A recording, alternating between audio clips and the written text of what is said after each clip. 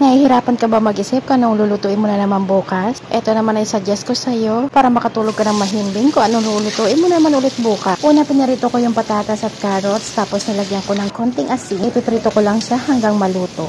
Pagkatapos hanguin at iset aside.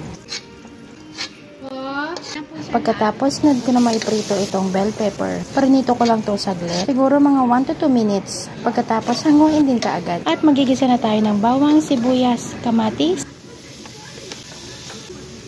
Lagyan ng konting asin at naglagay din ako dito ng tomato paste para dagdag pampakulay lang. Isasangkot siya ko lang maigi para hindi maasim-asim itong tomato paste. Itong pork kasim, minarinate ko siya ng soy sauce, kalamansi, bawang at paminta. At konting asukal lang na pambalanse. O diba, simpleng luto lang naman to ng karne. Medyo bumaba naman ang presyo ng karne kaya for the go. Kapag nandito ka na sa part na to, palambing naman ako sa'yo. Follow mo naman po ako para updated ka sa lahat ng video namin.